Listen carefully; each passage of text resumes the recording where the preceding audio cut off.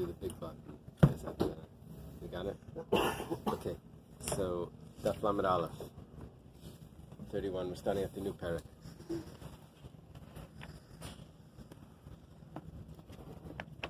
Kol Sulei Hamakdashim. Let's read the following words. Hanasan lehektish. All sacrifices that got a mum. So the benefits from those sacrifices go to hektish. It's unclear if these words are supposed to be in there. It's a discussion. Rashi has it. Now, that means if they're sold for a higher price than maybe their value, so where would that go? That goes to hektish. We'll see all the details. Nimkaran be'itlis, v'nishchaten be'itlis, v'nishkalim be'litra. There's three things here that are done with these sacrifices that have a mum, even though it's degrading to the sacrifice to do this, but because the benefits go to hektish, so we give up on this degradation, so that the benefits will go to hektish. What are the three things here? It's sold in the meat market, but that means that you can sell, just like chulin. That means you can sell it for a good price because it's sold in the market. Nishchatim bitlis, and it could be slaughtered in the market, and also v'nishkalim belitra, and it's weighed with the way meat is weighed with a liter. A liter, I guess, means liter. So chutz min ha-bechor v'ha-maiser. Now there's an exception to this rule. In other words, we're giving up on the honor of the sacrifice, that even though it has a mum and it can't be offered to the temple, but it still retains some sort of holiness, and it really shouldn't be sold like this and treated like this, the meat that is, and slaughtered like this. But nevertheless, we're giving up on that so that the benefit should go to hektish. However, a bechor and a meiser shanayasan lebailim, when a bechor animal has a mum, it goes to the kohen, and he just eats it. When a meiser animal has a mum, it belongs to the Jew, to the owner. So over there, shanayasan lebailim, we don't say that. Psulim Makdashim Hanyasan lehektish. The Psulim Makdashim, those sacrifices that we mentioned, their benefit goes to hektish. You see, that's the problem, because it says Hanyasan lehektish twice. So that's why some take it out from the beginning. It doesn't make sense to say the same phrase twice. Then it says V'sheiklin mana keneged mana bebechar. I know you don't weigh the meat by a bechar the way it's done for chulin, because there's no benefits to hektish of this. It just belongs to the kohen. It's a private individual. However, if you do have another piece of meat that was already weighed, that's okay to weigh it on a balance scale against this other meat, because you don't use the weights to do it, but you can balance it against against other meat, if there was meat that was already weighed. Okay. The Gemara says, we're on top of page Lamed Aleph and Beis 31b, Kol Psulei HaMikdashim Hanasan lehektish emas. We said that there's benefits to hektish. The money of a mum goes to hektish. Yeah. When is this? In other words, we're going to slaughter it and sell it. If it's redeemed already, and it had a mum, and it was redeemed, because you can redeem it. You can say, okay, the value of this animal should go to this money, and then we'll buy a new sacrifice. So if it was already redeemed, Hanasan lehektish. What do you mean Hanasan lehektish? When you sell the meat, you want to come sit here? What do you mean that when you're going to sell the meat after it's redeemed, the value goes to hektish? You've already redeemed it. The value is already on the money. The money is going to go to hektish, but the meat is sold, but that's the point of the redemption, that the owner can sell the meat. So it belongs to Hanasan Lebailim. The benefits go to the owner. Ella, it must be Lifnei Pidyoinei that you didn't redeem it yet. You're slaughtering an animal that has a mum. You're going to sell the meat. Now, you're slaughtering it outside the temple because you can't bring it to the temple because it has a mum. So I don't think there's a prohibition there of slaughtering an animal outside the temple because there's a mum already. But it's before it was redeemed. It says, the Gemara says, Nishchatin, when you slaughter it, how are you going to redeem this? So you have a problem. Because Haboyi Hamadav Aracha, we have a rule, we learned this before, that when you redeem a sacrifice because it has a mum, when you redeem it, you have to stand it up and evaluate it. And we weren't allowed to redeem it after it was slaughtered. So how are we selling this meat? Without a redemption, how is it supposed to be redeemed? It needs to be redeemed while it's alive. You're not supposed to do it like this. The Gemara says, well, we had this interesting machlekes. I think. Rashi quotes it from Tamura. I think we had it earlier here. That it's possible that the redemption, this criteria, this restriction of how it's redeemed, is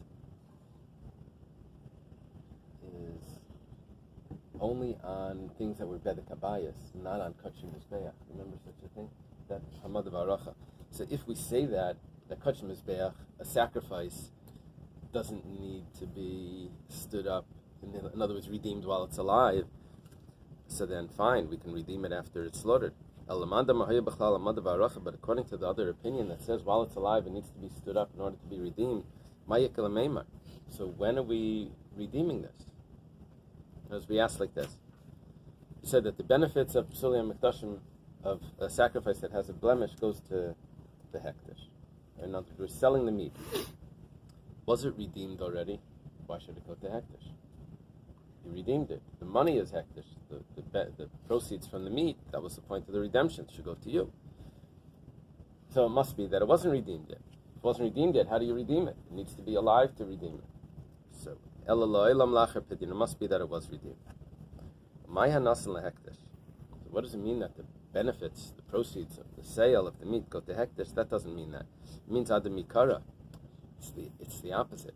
It means that originally, the kivan the sharlu mar dinim karm beitlis, because you're permitted to sell it in the marketplace, and you can slaughter it in the marketplace in Nishkal and Belitra, and you can weigh it like regular meat. So therefore, when it comes to the redemption, tafi uparak meikara, you're going to add to the original redemption because its value has gone up. It's not that in the meat sale it goes to hektish. The redemption is higher because you're able to sell the meat in the marketplace. All right? In other words, its original value goes up and it goes back to the original redemption of, okay. Just a second. What's the price that it's redeemed at? I would think it would be redeemed at the price that you can sell it for in the market. Right. If you weren't able to sell it in the market. 10%. Is that it? Yeah, it's a surcharge. You want to reduce any mektish, you just pay a surcharge. I think it's 10%. There's a chaymesh. Owner, somebody else did it. Owner Is it by a sacrifice also, or is it just by kachim? By oh yeah. Say Okay. that again, yeah? He said if the owner redeems it, he has to pay an extra fee. I don't know. I think the surcharge is That's whether he wants to or not. Here, the owner's redeeming because it became pasul. right, but anybody could redeem it, not necessarily the owner. It's hectic. Okay. I think we'll get there. Did we put you in? I owe from Okay. Clear? Next piece. It says Chutz min ha-bechor meiser shenesan l'baylam. This is a little different Bechor and Meiser. Now it's a little confusing here. Bechor is a firstborn animal that should be a sacrifice, but if it has a blemish, then it's not a sacrifice, it belongs to the Kohen. Meiser is the 10th animal that's counted out, and that should be a sacrifice, but if it has a blemish, then it just belongs to the owner. Now there are rules about each one. What do you do with this blemished animal? The Bechor, the rules are much more lenient. When it belongs to the Kohen, you can sell it and all of this. By Meiser, the rules are stricter. You can't sell it, and so we're going to see. So what we're saying here is that the proceeds of Bechor and Meiser, because they go to the owner, I don't know how Meiser, what you're going to do, because you can't really sell it. We'll see, but because of that, it can't be treated in a degrading way, because the hektish doesn't get. You don't have that.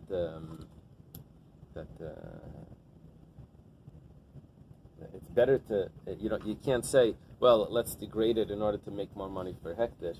You can't say that here because the money doesn't go to hektish. So therefore, it has to be treated holier. You don't have that option. The Gemara says, "Bishlam bechar." It works out well. It's understandable. Bechar, bi'itlis hudlem is dabin, that you can't sell it in the marketplace. That's what we're saying. Other sacrifices, you can sell it in the marketplace. Bechar, you can't sell it in the marketplace. Haba besim is davin, but you can sell it in the house.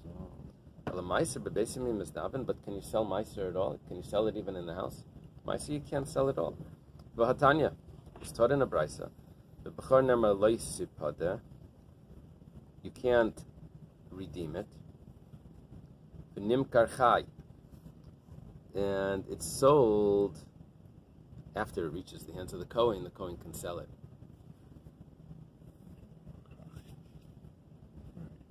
When it says lo yisipadeh, means the owner can't redeem it, but the Kohen can sell it. The Meiser nemar lo yigol. By Meiser it says it cannot be redeemed. It can't be sold, not while it's alive, not after it's slaughtered, not when it doesn't have a blemish, when it's perfect, and not when it has a blemish. So the Gemara says, Ha milsa ikshe leila Rav Sheshis be'orta. They asked Rav Sheshis this question in the evening. So, Rav Sheshis is over here. He's a student of Rav Huna. Sheshis is a student of Rav Huna. Rav Sheshis. It's like a grand student, if you say that, of Rav. They asked him this question in the evening, and Vishani le b'kadmusei b'braisa, but he answered it in the morning, and he answered it from a braisa.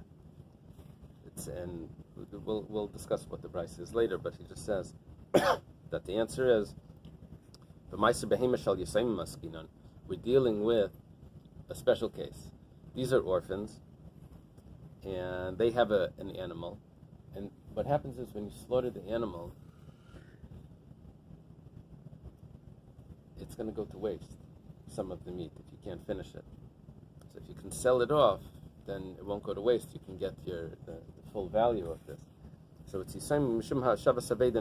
because of returning a lost object. That means it's not really like they lost it. It's not that they lost it. It's just we don't want them to lose it. So we call it Hashava Saveda.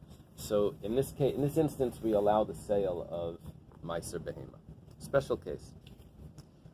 Ravidi, what's the aleph here? The Bach. Ravidi. Oh, here it says Rabbi Idi. The Bach changed it to Rabbi Idi. We don't have it here. It's not on our chart. Ravidi Sarse the Rav Sheshis Hava. No, how do you read it? Sarse the Rav Sheshis Hava Shamamine. Sarse the Rav Sheshis Kama. Normal word, assistant to Sarse. Yeah. I mean, I've seen it before. I think so. Sometimes it says Shame. Shame, which means a shamus. Here's an assistant. Here, Rashi says Sarse means Shame. Havashamamine. He heard this pshat from Rav Sheshis. Is Sarse a broker? Sarse was the Swiss of fairs, they used to castrate them. So Right. usually means eunuch. Very rough term. Yeah, right. But I think it's also in Aramaic it means a broker, Sarsar, right? a businessman. Right. Sarsur. Oh, here it's just Sarsur Sarsay. is, It's different. Businessman. So he hears this pshat. Azal Amr Bey Midrash, he goes and he says it over. You see, because you learn so much Chassidus. So you see a word, to you it means that this must have. So, which is true. So he says it over in the base Medrash, V'lei Amr Mishmei, but he doesn't say it in the name of Rav Sheshis. Shamar Rav Sheshis Ikvid. It's the Ikvid. Sheshis hears, and he's upset. Amar, he says, Manda Akitz Liakti Akrab. The one that bites should be bitten by a scorpion. Whoa. Pretty rough. Yeah, there was this Rosh Hashiva that said, look, guys, I don't mind if you don't say over my Tyrus in my name, that's fine. It's, okay, I'll give up on that. But just don't say your Tyrus in my name. That's like another step. Step up. It says over here that Rav Sheshis was annoyed possibly because he didn't have any sons, and he was particularly concerned that his memory should be preserved through his Torah lessons. That is very interesting. How do we know he didn't have sons? We don't know. We have to look it up. I'm not sure where that's great. That's the whole thing. Okay. Rav Sheshis, my nafkala mina. The Gemara asks, why was Rav Sheshis so concerned about this? Now, taking that into account as well, but the Amar Rav Yehuda Amar Rav. Rav Yehuda says in the name of Rav. Right? This is the main student, or one of the main students. Rav Yehuda says in the name of Rav. Rav Yehuda says in the name of Rav. Says, my diksiv. What is the meaning of the verse? Agura ba'elecha elamim. I will live in your tents forever. Can a person live in both worlds? Amar David, rather, this is in Pasuk in Tilim, and David is saying, Rabbeinu Shalom, Master of the world, Yomru Dvar Shmua Mipi Ba'elam Hazeh. You should say, my teachings from my mouth in this world. Dam Rabbi Yechanan Mishum Reb Shimon Bar Yochai. David HaMelech is saying in the name of Rabbi Yechanan, in the name of Reb Shimon Bar Yochai. Kol Talmud Chacham she'oimrim dvar shmua mipiv ba'elam hazeh. Any sage that they say his teachings in this world, subsaisav daives bekever, his lips move in the grave. It's a good thing. Vam Rabbi Yitzchak Bar Ziri, and Rabbi Yitzchak Bar Ziri says, Mikra, what's the pasuk for this? V'chichech is v'chikech kayayin hatoiv heilich ledoidi lemesharim doivev sifsei yishenim. This is in Shir Shirim, correct? So it says that the palate, your palate, is like good wine. It goes to the beloved smooth, goes down smoothly, I guess. It makes the lips of the sleeping move, like whisper. So, it explains like this. Kaimer shel anavim. This is like, how do they translate kaimer? A pile of grapes. Ma kaimer shel anavim, just like this pile of grapes. Given adam negea by, when a person touches it, doivev, it begins to whisper. I think what this means is, at least when I didn't make wine, but I made beer, and the first few days, it has a water lock, so it's bubbles and bubbles. Like, so if you touch it, a drop, the thing starts to like talk to you, like, because you hear all the yeasts are active. So I think that's what it means. I think if you touch it, you'll start to hear the thing bubbling from the. I don't know if that's how they're translating. That's how I'm translating. Af Talmidei Chachamim, also the sages, Kivin Shadamaymer Davar Shmuel Mipiv.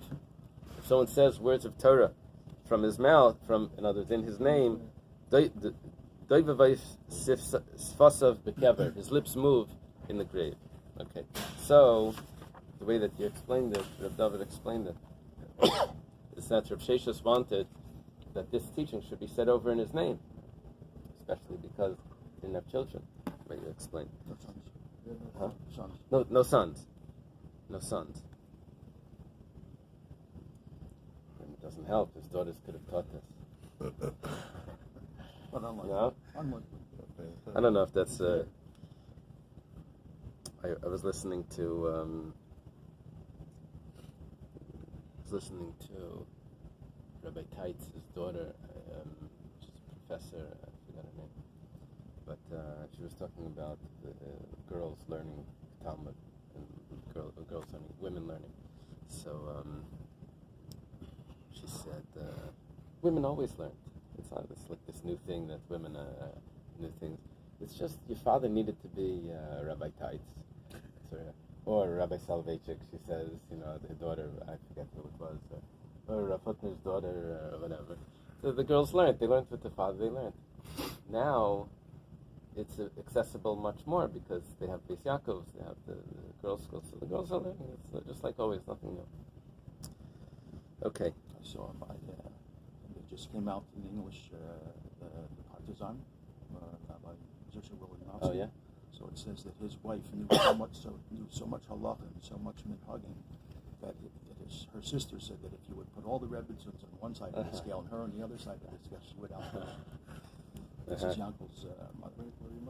Yeah. Okay. Now, before we mentioned that Rav Sheshus answered this question with the brisa. The question was, where do you, in which case will you be able to sell meiser, a meiser carbon, that we can say that the proceeds would go to the owner, and therefore you can't sell it in the marketplace to get extra just for the owner to benefit. Where would that be? We said that's by a meiser behema of an orphan. And therefore we want them to be able to, not to lose out on all the meat, because you can't eat the whole thing, so you have to be able to sell some of it to others. So that was an exception that we made, that they should be allowed to sell it. So where's the brisa that says this? Excuse me. The Tanya Meiser Behema Shal Yisayimim. Meicher Naisay. Meiser Behema of orphans, you can sell it. Meiser Behema and Meiser Behema, the tenth of the animals, the tithe of the animals, Sheshachtu, that was slaughtered, Mavliyai Ba'orai Bechelbai Begidai Bekarnav. You sell it together with the skin, the fat, the sinews, and the horns. That means that you can't actually sell it independently. Ah, very good. We're going to mention that. Very good. Very good. So, for some people it's the coffee, for you it's the Torah. So, there's a little bit of a problem in this brisa that the Gemara is going to point out, but we said, Meiser Behema of Yisayimim, you can do one thing, you can sell it. And Meiser Behema that was slaughtered, is that a different Meiser Behema or is this of Yisayimim? It's unclear right now. But whatever the case is, you have to sell it together with the parts of it that are permitted to sell. The meat would not be permitted to sell independently. So what you do is, you increase the price on the skin of it, and on the horns and the fat and the inedible parts, and then you increase the price in that, and then you give this along with it. Maika Amar, what is this saying? Because it says Meiser Behema as if it's a different case. Amar Abaya explains Hachi Kamar. Meiser Behema Shal Yisayimim Meichrin Oisei Behavla. It's the same case. It's all one case. Meiser Behema of Yisayimim, of orphans, you have to sell it, but not independently. You can't sell the meat independently. You have to sell it together with, you actually sell the skin and the horns. And the meat just goes along for free together with it. Michlal, that would imply, the gadol b'havla aloi, that an adult who's not considered a yasim, an adult, a yasim means a child, that's an orphan. There was this guy in the Shul Bal Harbor, it was an older man. I knew him when he was 90. He went through the Holocaust, the partisan, but he had a great sense of humor. He would walk around with his cane and he would walk down the aisle. He would say, "Hab Rachmanis, ich bin a Yassim von beide Seiten." While he was 90, have mercy, I'm an orphan from both sides. But he was like, with his cane. So here what we're seeing is that if it's a Yassim, a child, so then we can sell it. And how do we sell it? Behavla. Behavla means when it's all absorbed. Havla means absorbed inside. That means I'm not really selling the meat. I'm selling the bones and the skin. But for a gadol, you can't sell it at all, even when it's absorbed into that price. Maishna, the Gemara asks, Maishna mehod tanan. You have to adjust this here.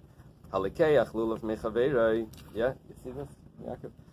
Someone buys a lulav from his friend b'shviyas. So nice and layasrik b'matana. He gives the esrik for free. You see, the problem is here. There's two aspects to this. In Shemitah, you're not allowed to sell any fruits. Now, a lulav is not a fruit. So the lulav you can sell. You're not allowed to do business with Shemitah. Now, normally,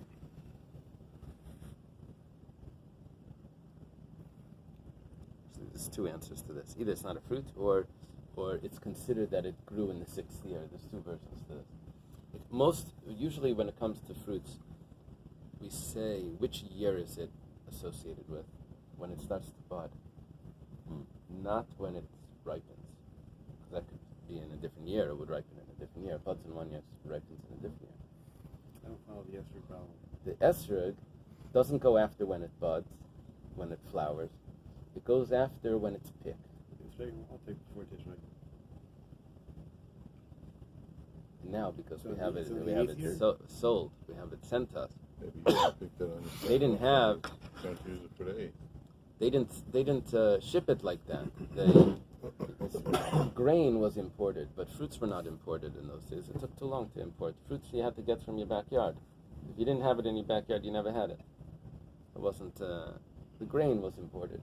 It was grain that could last. So you give the esrig b'matana. Because you can't buy the esrig on Shemitah. Because of that problem, because esrig, for whatever reason, goes after Shas Lakita, time when it's taken off the tree. That's considered at the end. It's considered a Shemitah fruit, and you can't sell it. So you pay for the lulav, and you get the esrig along with it. They increase the price of the lulav. V'havinan ba, they deliberated on this. They had to discuss this. Let's say he doesn't want to. Let's say that he doesn't want to give it as a gift. The Mishnah says you give it as a gift. You just give it for free. Let's say he doesn't want to get it for free. He doesn't want to give it for free. What do? I'm sorry. Here, the Gemara answers that you include the price in the lulav, that you raise the price of the lulav. And you just... The answer. You raise the price of the lulav, and the esrog comes along with it. So the Gemara's question is, over there you were allowed to do havla. It was something that you weren't allowed to sell. You just absorbed the price. Why by Meiser can't you absorb the price into the bones in the meat and sell it? Where it says Hassam Leimucha Milsa. Buy an esrog is so cheap that you can't tell the difference. But Hachamucha Milsa, over here you're going to be able to see the price difference, meat into bones. An esrog was nothing, it was a lemon.